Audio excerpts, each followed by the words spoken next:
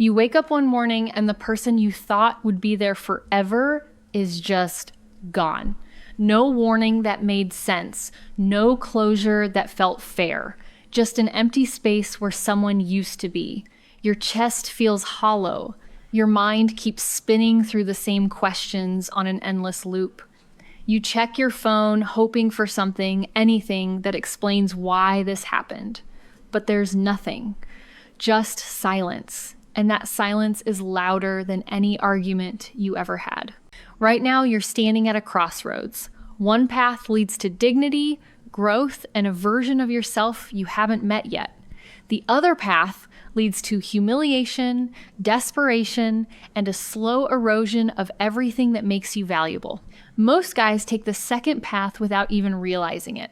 They send long messages at 2 a.m. trying to fix what's already broken. They stalk social media looking for clues. They lose sleep, skip meals, and let their entire world collapse because one person decided to leave. And here's the truth that nobody wants to hear. That behavior doesn't bring anyone back. It just confirms that leaving was the right move. There's another way to handle this, a way that doesn't involve begging or pretending you don't care while secretly falling apart. It's about understanding something fundamental. The person who walks away expecting you to fall apart only realizes what they lost when you don't. When you take the pain, the anger, the confusion, and you turn it into something useful. When you become someone they don't recognize anymore. Someone who moved forward without looking back. If you're tired of feeling powerless, if you're ready to stop letting someone else's decision define your value, then stay with me. Drop a comment right now and tell me where you're at. Type moving forward if you're ready to take control again, because what I'm about to share will shift how you see this entire situation. Let me tell you about a guy named Aaron. He was with someone for almost 3 years. They had plans, real plans, trips they were saving for, conversations about the future that felt solid. Then one random Thursday, she told him she needed space. 2 weeks later, she was with someone else.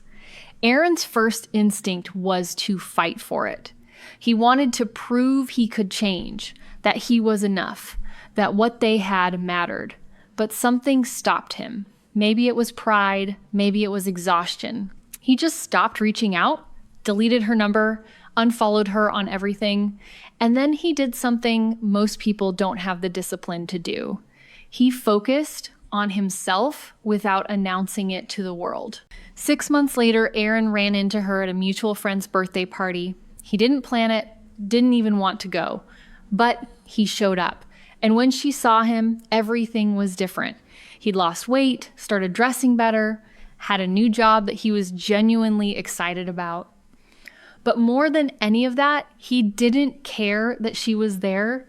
No awkward eye contact, no forced conversation. He was just present, confident, and completely indifferent to her existence. She tried to start a conversation later that night, asked how he'd been. He was polite, brief, and moved on. That interaction lasted maybe 90 seconds, but it lived in her head for months because she realized in that moment that the person she left behind didn't exist anymore. And the person standing in front of her had zero interest in going backward. That's the shift. That's what happens when you stop trying to convince someone of your worth and start building a life that speaks for itself. Most people think the opposite of love is hate. It's not. The opposite of love is indifference. And indifference is only real when you've genuinely moved on, not when you're pretending to seem strong. Here's what most guys get wrong. They think healing means feeling nothing, so they bury the pain. They act tough. They post gym photos with captions about growth while secretly checking if she's watching. That's not strength. That's performance. Real strength is feeling everything, processing it, and then choosing not to let it control your actions. You don't ignore the hurt. You acknowledge it, sit with it, and then make a conscious decision that it won't dictate how you move. Think about the last time you felt genuinely confident. Not fake confidence, not the kind you put on to impress people. I'm talking about that quiet assurance that comes from knowing you're on the right path. That feeling doesn't come from external validation, it comes from internal alignment. When your actions match your values, when you're working towards something meaningful, when you're not waiting for permission from anyone to feel good about who you are, that's the state you need to get back to. She left expecting chaos. She expected you to unravel, to prove through your reaction that she mattered more than your own peace. And if you give her that reaction, you hand over your power. Every text you send trying to get clarity gives her confirmation that she's still in control. Every social media post designed to make her jealous shows her you're still emotionally attached. Every mutual friend you ask about her tells her you're not over it. You think you're being strategic. You're actually being transparent. Now imagine a different scenario. Imagine she leaves and you just go quiet. Not out of spite, not because you're playing games, but because you genuinely have nothing left to say to someone who chose to walk away. That silence creates a vacuum. She was ready for anger. She was prepared for sadness. But silence? That throws off the entire script. Suddenly, she's the one wondering. She's the one checking to see if you've moved on. She's the one feeling uncertain. And uncertainty is where regret begins to grow. Let me be clear about something. This isn't about revenge. It's not about making her feel bad or proving a point. It's about reclaiming your energy and investing it where it actually matters. Revenge keeps you tied to the past. Growth sets you free from it. You don't level up to show her what she lost. You level up because you refuse to let a painful chapter define the rest of your story. There's a psychological principle called the scarcity effect. People assign more value to things that are harder to access. When you were always available, always responsive, always trying to make things work, your presence became expected, comfortable, taken for granted. But the moment you remove that availability, the dynamic flips. Suddenly, you're not the safe option anymore. You're the one who got away. And that shift happens entirely because you stopped making yourself easy to reach. Here's where most guys sabotage themselves. They do great for a few weeks, they hit the gym, they focus on work, they start feeling better. Then she sends one text, just one. Something casual, like, been thinking about you, hope you're good. And just like that, all the progress evaporates. They respond immediately, they're friendly, open, hopeful. They think this is the moment things turn around. But what actually happens is they prove they were just waiting for her to come back. And that kills any respect she might have started to rebuild. A strong response to that text is either no response at all or something short and neutral. Not rude, not cold, just indifferent. Something like, I'm good, thanks. And then nothing else. No follow-up questions, no invitation to keep talking. Just a polite acknowledgement and then back to your life. That response says everything without saying anything. It says you're fine without her. It says her validation doesn't move the needle anymore. And that's what actually creates intrigue. Women are attracted to men who have options. Not because they want someone who's playing games, but because a man with options has standards. He's not desperate. He's not settling. He's choosing to be somewhere because he wants to be, not because he has nowhere else to go. When you stop chasing, you automatically become more attractive because you signal that you don't need anyone to complete you. Let's talk about what actually helps you move forward. First, cut all unnecessary contact. That doesn't mean be dramatic about it. It means stop checking her stories. Stop asking friends how she's doing. Stop looking for hidden meanings in old conversations. Every time you do that, you're feeding the wound instead of letting it heal. Second, rebuild your daily structure. Pain thrives in emptiness. If you're sitting around with nothing to do, your mind will default to overthinking.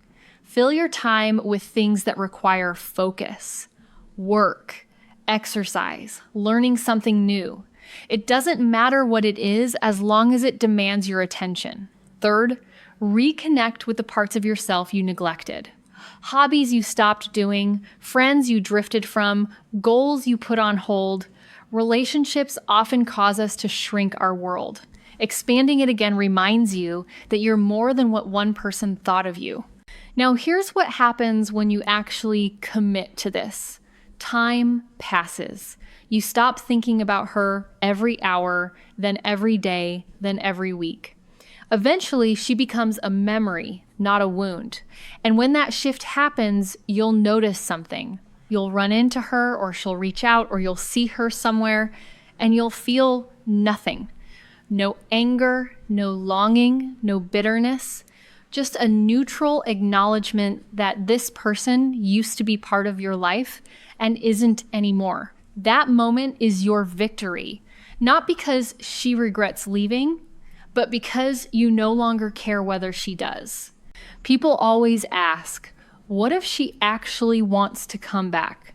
What if she realizes she made a mistake? Here's the answer. By the time she figures that out, you won't be the same person she left. You'll have standards she doesn't meet anymore. You'll have boundaries she already crossed. You'll have a life that doesn't have space for someone who needed to lose you to appreciate you. And that's not cruelty, that's self-respect. There's a version of this story where you spend months trying to win her back, changing yourself to fit what you think she wanted, convincing yourself that if you just do enough, say enough, prove enough, she'll see your value. And maybe she does come back in that version. But what did it cost? Your dignity, your self-worth, your peace. That's too high a price. There's another version where you walk away, build yourself into someone you're proud of, and attract people who see your value without needing to be convinced. That's the version worth choosing. You're not broken because someone left. You're human. You love someone and it didn't work out. That's not failure. That's life. What matters now is what you do next. You can spiral or you can rise. You can beg or you can build. You can wait for closure from someone who doesn't owe you anything, or you can create your own closure by deciding that your value isn't up for debate. Here's the final thing I want you to understand.